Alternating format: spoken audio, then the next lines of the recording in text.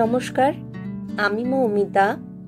আমার কবিতা পাঠ চ্যানেলে আমার সকল শ্রোতা বন্ধু এবং দর্শক বন্ধুকে আন্তরিক শুভকামনা জানিয়ে আজকের গল্প পাঠ শুরু করছি। আজ আমি আপনাদেরকে পড়ে শোনাব আশুতোষ মুখোপাধ্যায়ের লেখা একখানি অসাধারণ ছোট গল্প। গল্পের নাম পুরস্কার। শুনতে থাকুন আজকের গল্প পুরস্কার।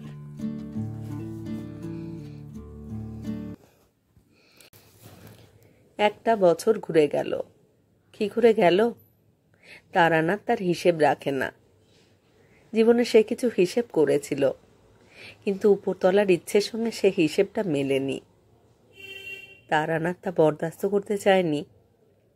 স্রোতের মুখে নিজের ইচ্ছের একটা শক্তপোক্ত দেওয়াল তুলেছিল, সেটা টেকেনি। ফলে নিজের হৃৎপিণ্ড ছিঁড়ে খুঁড়ে কিছু মাসুল গুনে দিতে হয়েছে। ছেঁড়া হাঁপড়ের মতো বাতাসের সঞ্চয়টুকু তাতে আর ধরে না। একটা বোবা শূন্যতার মধ্যেই গা ভাসিয়েছে তারানাথ। যারা লক্ষ্য করে তারা তাকে উদাসীন ভাবে। এই উদাসীনতা উপরতলার আশীর্বাদ মনে করে। দিনের বেলা টুকিটাকি কাজের মধ্যেও এই দিনটাকে ঠিক মনে পড়েনি তারানাথের। ইচ্ছে করেই মনে পড়তে দেয়নি কিনা কে জানে। কারণ মনের তলায় কে যেন বারবার তার বাইরের দৃষ্টিটা নিভৃতের দিকে ফিরবে বলে অপেক্ষা করছিল। তারানাথ খেয়াল করেও করেনি। তারপর রাত্রি, পৌষের হাড় কাঁপানো রাত্রি। হঠাৎ ঘুম ভেঙে গেল। লেপ ফেলে দিয়ে তারানাথ ধর্মর করে বিছানায় উঠে বসল। সকাল থেকে যে অপেক্ষা করছিল সে যেন তাকে ঠেলে তুলে দিল। এই শীতেও কপালে ঘামের মতো দেখা দিয়েছে। না, তারানাথ কোনো দুঃস্বপ্ন দেখেনি। ঘুমের ফাঁকে বিবেক বস্তুটা আচমকা চাবুকও চালায়নি, শুধু তুলে দিয়েছে। ঘুম ভাঙিয়ে দিনটাকে স্মরণ করিয়ে দিয়েছে। তবু ঘুম ভাঙা বিমূঢ় চোখে তারানাথ ঘরের চারিদিকে তাকালো একবার। ঘরটা অন্ধকার নয় খুব, আলো নেভালেও রাস্তার একটা আলো ঘরে এসে পড়ে। তারানাথ হঠাৎ ঠাউর করে উঠতে পারল না এটা কোন রাত। 1 বছর আগের না 1 বছর পরের? ঘরে সে একা আছে নাকি আর কেউ আছে? উল্টে এই একটা বছরই দুঃস্বপ্ন কিনা? না, একা নেই। পাশে ছেলে ঘুমুচ্ছে। ঘুমের ঘোরে লেপটা তার গা থেকে সরে গেছে।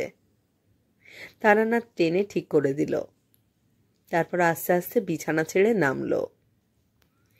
এই মাত্র ঘরে যেন আর কেউ ছিল। আর কিছু বলছিল। শীতের একটা ঝাপটা লাগলো, কিন্তু অনুভূতিটা মগজ পর্যন্ত পৌঁছল না। তারানাথ অদূরের দেওয়ালে সুইচ টিপে আলো জ্বালাতে গেল। কি ভেবে দাঁড়িয়ে পড়ল। আলো জ্বালল না। দেড়া ঝাঁটরে পুরনো হাতঘড়িটা তুলে নিয়ে রাস্তার আলোয় ফেলে দেখল সময়। রাত্রি 2:10-12। আশ্চর্য! ঘড়ি দেখে তারানাথ আবছা অন্ধকারে পায়ে পায়ে ছেলে শিয়রের কাছে এসে দাঁড়াল। ঠিক 1 বছর আগের এই রাত্রিতে অনেকটা এই সময় দ্বিতীয় দফা বিদায় নিয়েছিল তার কাছ থেকে সুমতি। আরও আশ্চর্য, তারও দিন কতক আগে রাতের এই সময়ই, কাছাকাছি সময়ে সুমতি তাকে কিছু বলেছিল। ঘুমের ঘোরে তার সেই কথাগুলো কি শুনেছিল তারানাথ? কান পাতলা, নিঃসীম প্রতীক্ষা। কান পাতলে শুনতে পায়। সুমতি নেই, কিন্তু সুমতির কথাগুলো কানে লেগে আছে, লেগে থাকে।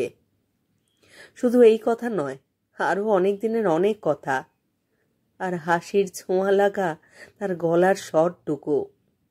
এমনকি শেষের সেই কথাগুলোর মধ্যেও প্রাণান্তকর হাসির ছোঁয়া লেগেছিল। সমস্ত স্নায়ু একত্র করে কান পেতেছে তারানাথ। আমিও অভিনয় করছি, শুধু জানতুম না যে অভিনয় করছি। ফাঁকি তাতে কি? অভিনয় ভালো হলে পুরস্কার মেলে তো। তুমি কিছু ভেবো না, তোমার ছেলে ভালো হয়ে যাবে। নিষ্পন্দ কাঠ তারানাথ, দুটো কান শুধু উৎকর্ণ। কবেকার কোন দূরের কিসব কানাকানি যেন ভেসে আসছে কানে।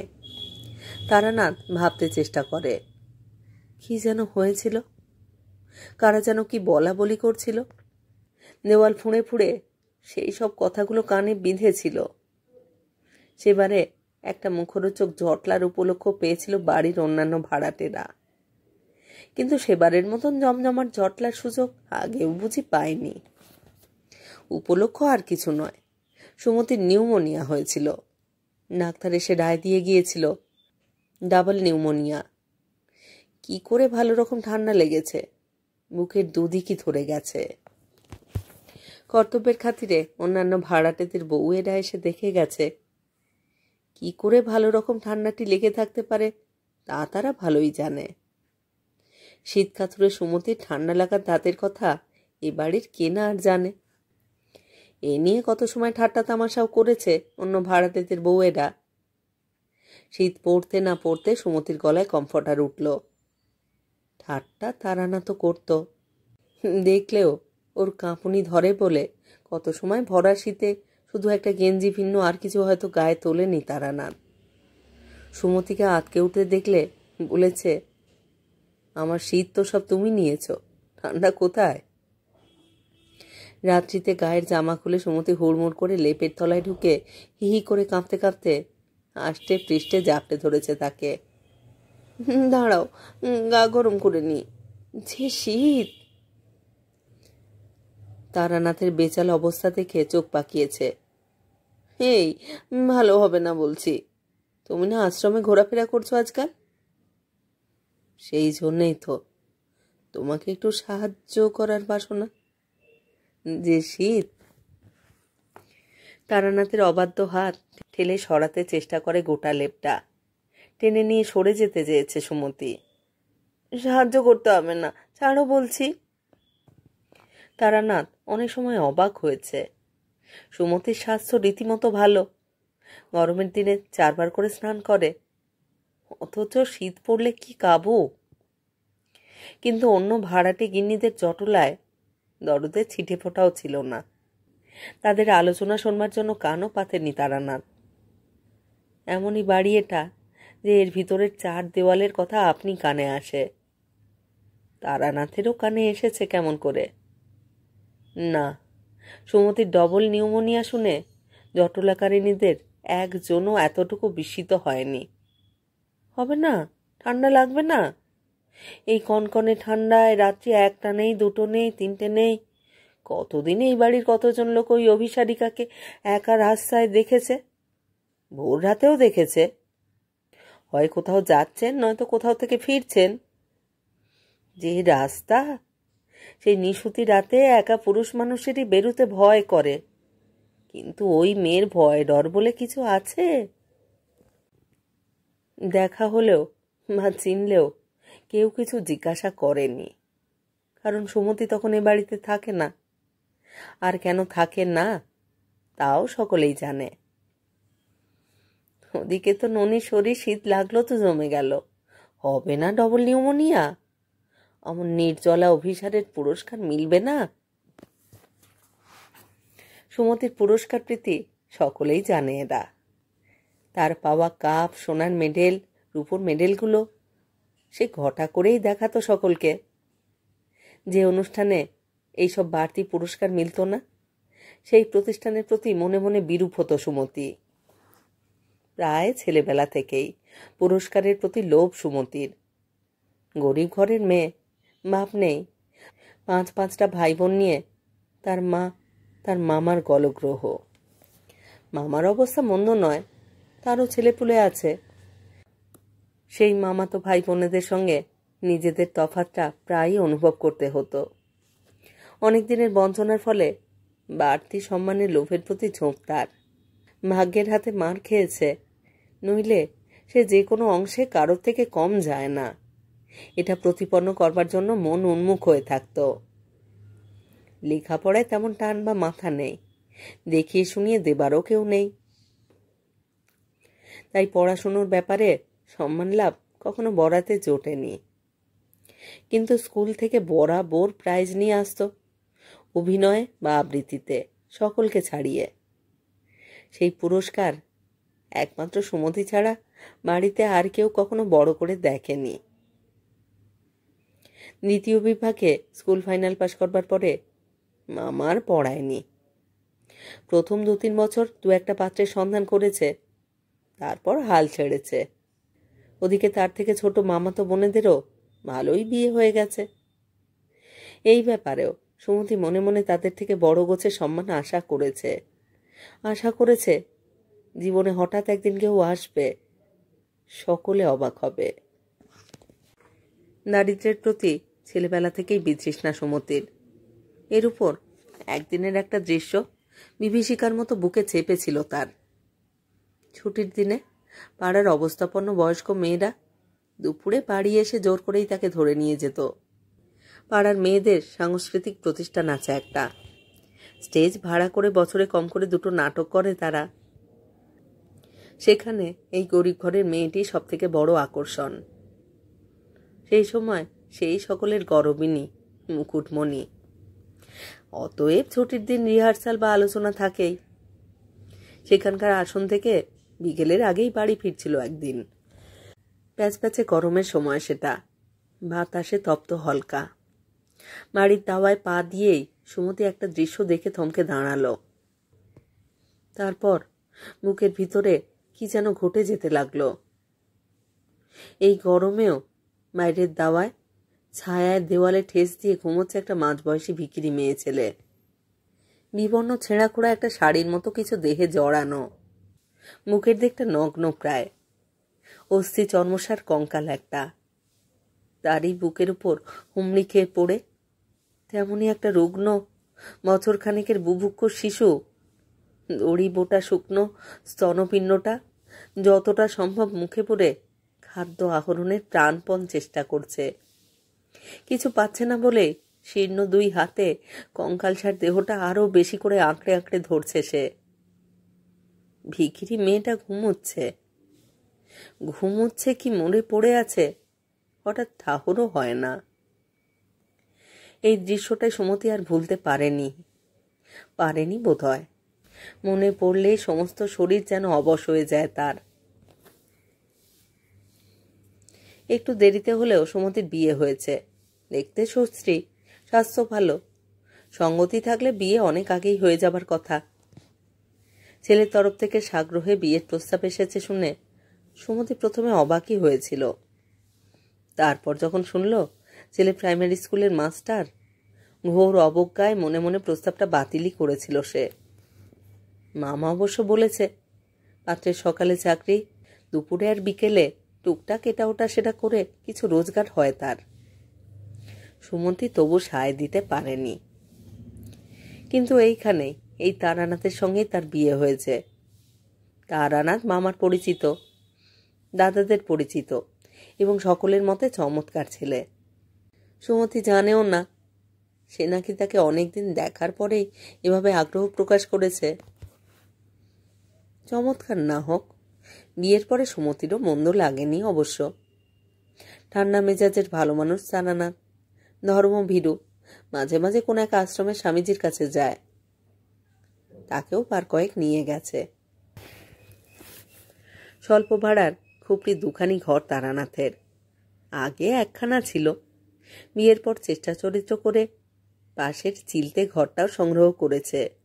আরো 5-6 ঘর ভাড়াটে থাকে বাড়িটায়। কারোর বড় অবস্থা নয়। শহুরে এলাকা ছেড়ে হঠাৎ যেন গ্রামের আকার নিয়েছে জায়গাটা। জানালায় দাঁড়ালে গাছগাছরা, এবড়ো খেবড়ো খানিকটা মাঠ আর কাঁচা রাস্তা চোখে পড়ে। অথচ গলি ধরে 5 মিনিট হাঁটলে ট্রাম, বাস, গাড়ি ঘোড়ায় জমজমাট ব্যস্ত শহর। ভালো তারানাথের লেগেছিল। এই ভালো লাগা সবটুকুই সুমতিকে ঘিরে। সুমতি সবেতেই হাসি, সবেতে কৌতূহল, সবেতে উৎসাহ, সবেতে সহজ প্রাণের আবেগ।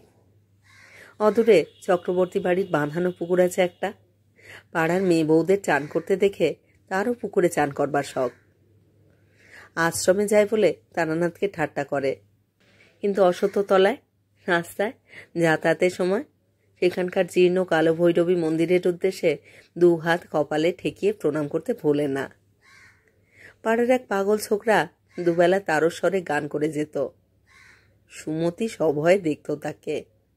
হঠাৎ একদিন কানে এলো কাল ভৈরবের কৃপায় সে ভালো হয়ে গেছে, সত্যি আর গান করে না।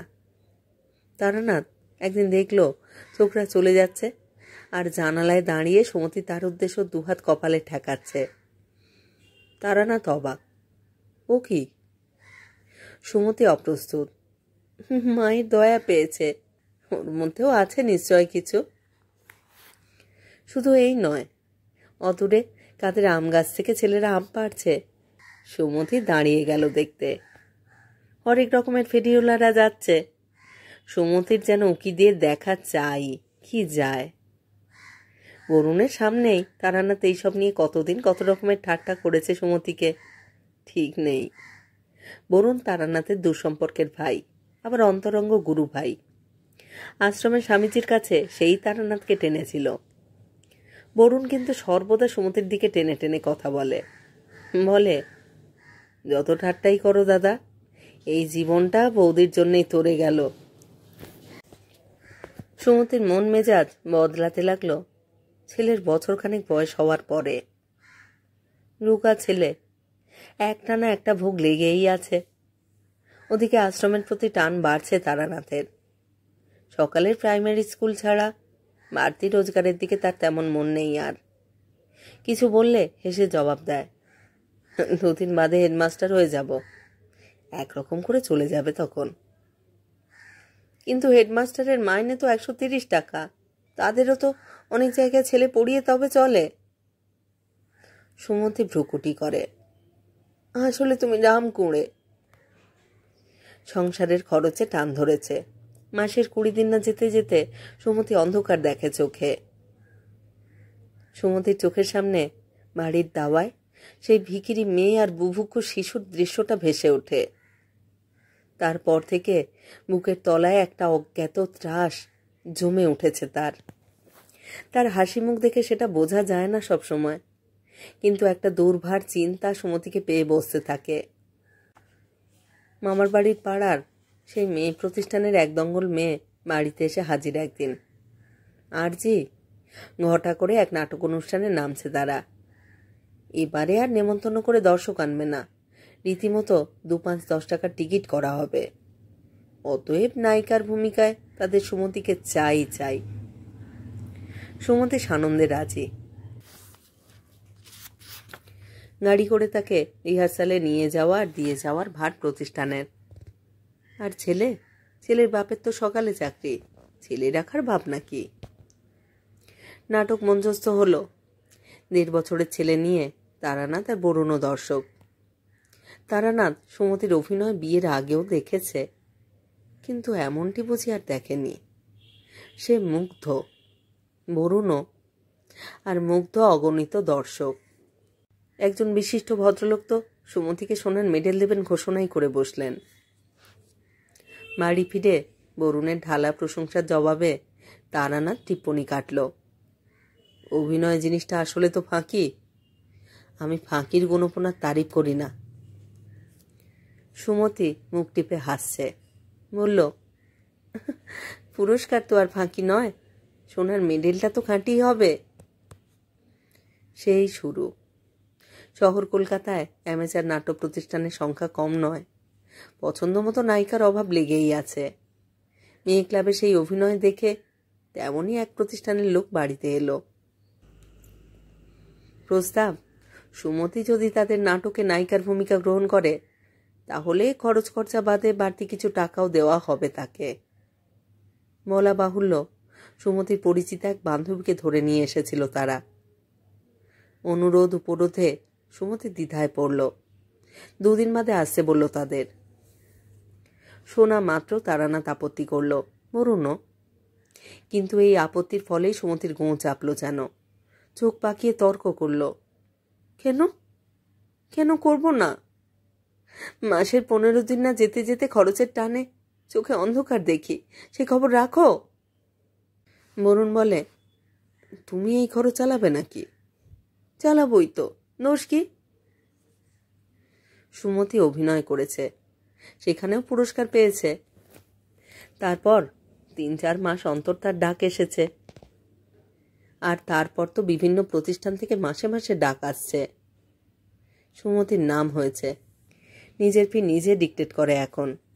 আগের 5 গুণ টাকা দিয়েও তাকে নেবার জন্য কাড়াকাড়ি পড়ে যায়। তাছাড়া 2-1টা চিত্র প্রতিষ্ঠানের লোকও ঘোরাঘুরি করে যাচ্ছে। মনের মতো ভূমিকা পেলে সুমতির সিনেমায় নাম্বারও বাসনা আছে। বাড়ির হাওয়া বদলেছে, অন্য ভাড়াটেদের কানাকানি এখন আর গোপন নেই। রাত বিরেতে যখন তখন বাড়ি ফেরে সুমতি, কার মুখ বন্ধ করে রাখবে তারানাথ? তাছাড়া বাড়িতেও হরেক রকমের লোক আসে সুমতির কাছে, আড্ডা দেয়, গল্প করে। তাদের ভালো চোখে দেখে না কেউ। সংসারের অবস্থা সচ্ছল হয়েছে, কিন্তু তারানাথের ভাবগতিক বদলাচ্ছে। নিয়মিত সন্ধ্যান্নিকে মন দিয়েছে সে। অবসর সময় রোগা ছেলেটাকে নিয়ে থাকে। সংসারের অবস্থা ফিরলেও তার স্বাস্থ্য ফিরছে না। মাকে তেমন পায় না, বাপকে পায়, কাজেই বাপের গা ঘেঁষেই আছে সর্বদা।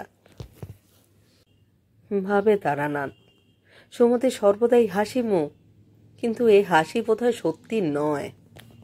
কারণ গোড়ায় গোড়ায় সুমতির অনেক রোজগারের অভিনয় দেখেছে সে, কিন্তু সেই অভিনয়ের বেশিরভাগই মর্মছেড়া দুঃখের। সীতা, খনা, জনা, ষোড়শী, প্রফুল্ল, জাহানারা, এদের সব দুঃখের স্ফুলিঙ্গ ওর মধ্যে এমন করে মূর্ত হয়ে ওঠে কি করে? তারানাথ বলতো, সব ফাঁকি। সুমতি জবাব দিত, পুরস্কার আর টাকাগুলো তো ফাঁকি নয়। কিন্তু এখন আর তারানাথ কিছু বলে না, অথচ সন্ধ্যান্নিকেও মন দিতে পারে না।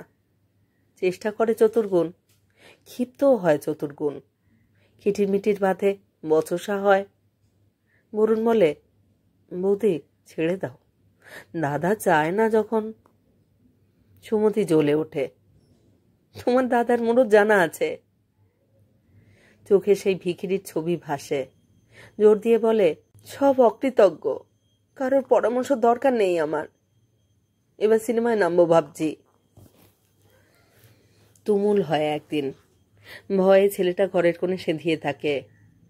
রাগলে সুমতির কাণ্ডজ্ঞান থাকে না, জিনিসপত্র আছড়ে ভাঙতে চায়। এই রাগের মাত্রা দিন দিন বাড়ছে। তারানাথ বলে, এভাবে চলতে পারে না। সুমতি ফুঁসে ওঠে, সে তো দেখতেই পাচ্ছি। চূড়ান্ত ফয়সালা হয়ে গেল একদিন। 7 বছরের ছেলে শরীর খারাপ ছিল, তবু সুমতিকে বেরুতে হয়েছিল। টাকা নিয়ে বসে আছে, পরদিন বড় নাটক আছে, স্টেজ রিহার্সাল হবে। ফিরল রাত্রি 1টার পর। দরজা ভিতর থেকে বন্ধ। দরজা ঠেললো, কেউ দরজা খুলল না। ডাকলো, কেউ সাড়া দিল না। শ্রান্ত ক্লান্ত সুমতির মাথায় আগুন জ্বলতে লাগলো। অনেকক্ষণ দাঁড়িয়ে রইল, শেষে পাশের চিলতে ঘরে চলে গেল। পরদিন সকালে এ ঘরে এলো। বাপ ছেলে শয্যায় বসে আছে। ছেলেকে মোটামুটি সুস্থ মনে হলো। কাল রাতে দরজা বন্ধ করেছিলে কেন? তারানাথ জবাব দিল না। ডাকলাম সাড়া দিলে না কেন? তারানাথ জবাব দিল না। সুমতি দেখছে, দেখছে, দেখছে, দেখছে। সুমতি চলে গেল।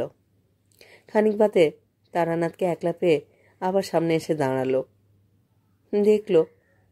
তারপর সুমতির মুখ দিয়ে আচ্ছা তারানাথেরই কথা বেরুলো, এভাবে আর চলতেই পারে না। তারানাথ জবাব দিল, বলল, না। তাহলে আমাকে যেতে হয় এখান থেকে, কি বলো? গেলে আপত্তি করব না। ছেলের সামনে তার মায়ের এই আদর্শ আমার পছন্দ নয়। সেই দিনই সুমতি ঘর ছেড়েছে। ছেলেকে ভোলাতে দিন কতক মাত্র লেগেছিল তারানাথের। মা এখন কিছুকাল আসবে না, এইটুকুই জেনেছে ছেলে। অন্য ভাড়াটেদের কানাকানি দ্বিগুণ হয়েছে। তারানাথ কান দেয়নি। প্রাইমারি স্কুলের হেডমাস্টার হয়েছে অনেক আগেই।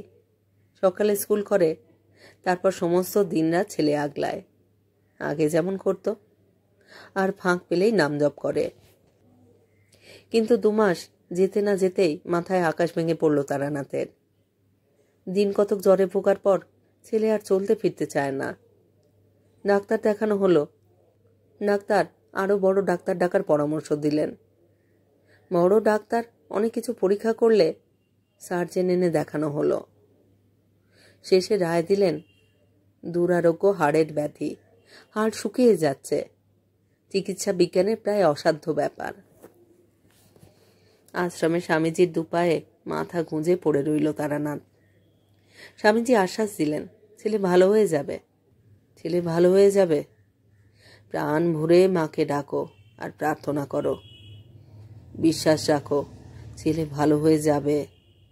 তার চরণে গোটাগুটি নির্ভর করো, এইটাই আসল ওষুধ। মাস 2 কেটেছে। তারপরে প্রাণপণে বিশ্বাসে বুক বেঁধেছে তারানাথ, বাঁধতে চেষ্টা করেছে।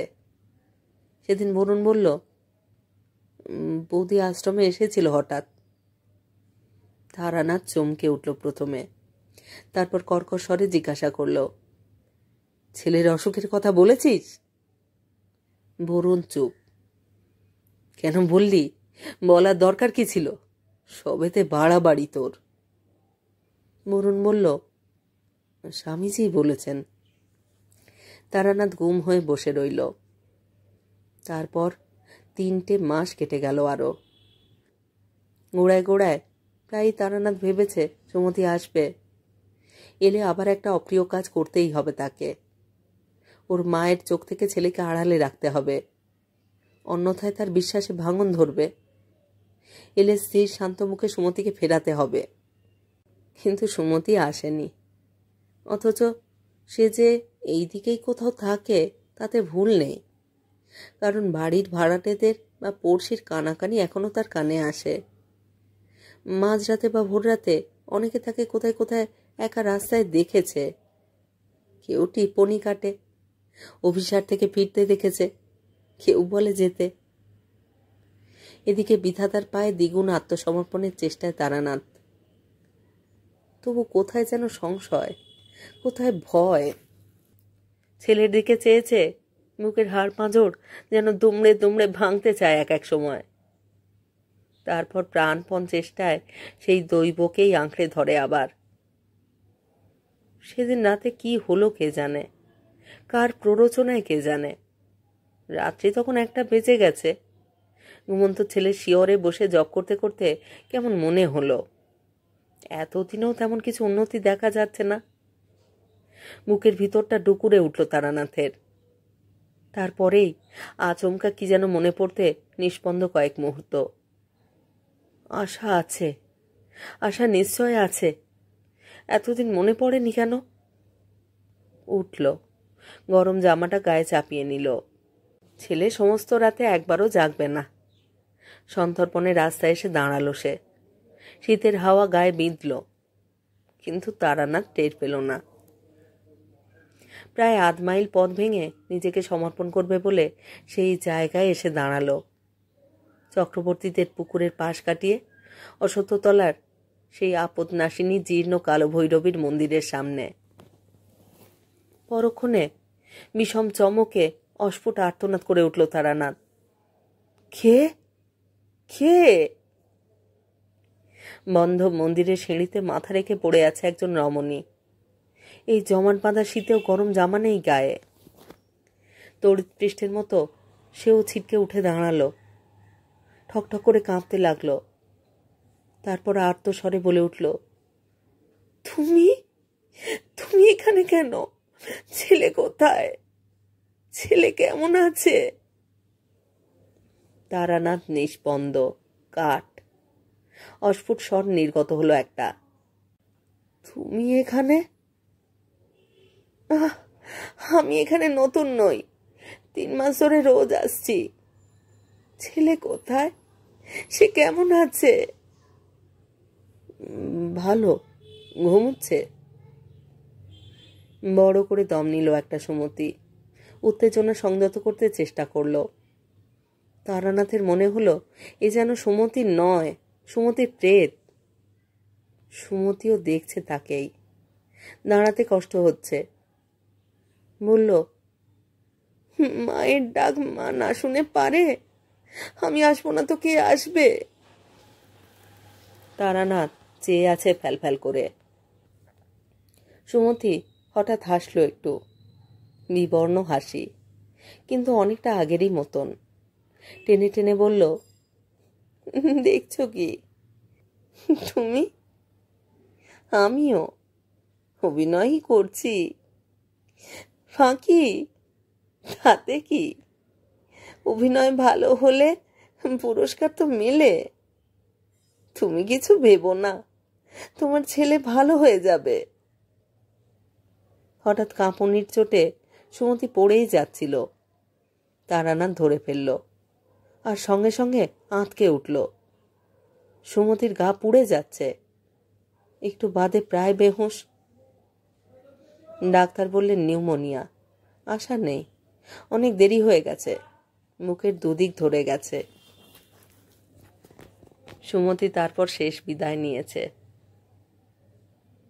ভোরের আলো ঘুমন্ত ছেলের মুখে এসে পড়েছে। শিয়রের কাছে তারানাথ তেমনই দাঁড়িয়ে। 1 বছর ঘুরে গেছে।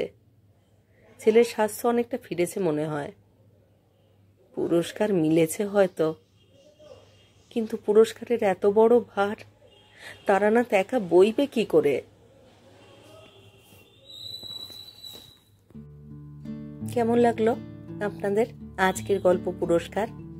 আশুতোষ মুখোপাধ্যায়ের লেখা গল্প পুরস্কার। অত্যন্ত মর্মস্পর্শী একটি গল্প। এই চ্যানেলে যারা আমার পুরো গল্প পাঠ শুনছেন তাদেরকে জানাই আমার আন্তরিক ধন্যবাদ। যদি আমার গল্প নির্বাচন এবং পাঠ আপনাদের ভালো লাগে অবশ্যই একখানি লাইক করবেন এবং গল্পটিকে আপনাদের প্রিয়জনের সাথে শেয়ার করতে ভুলবেন না। আপনারা যারা এখনো আমার কবিতা পাঠ চ্যানেলটি সাবস্ক্রাইব করেননি তাদের অনুরোধ সাবস্ক্রাইব করে সাথে থাকার। আর হ্যাঁ, আপনারা আপনাদের মূল্যবান মতামত কমেন্ট বক্সে অবশ্যই আমাকে জানান। আপনাদের মতামত পেলে আমার অত্যন্ত ভালো লাগে। আপনাদের মতামতের প্রতীক্ষায় রইলাম। সবাই ভালো থাকুন আর থাকুন পরের গল্পের অপেক্ষায়।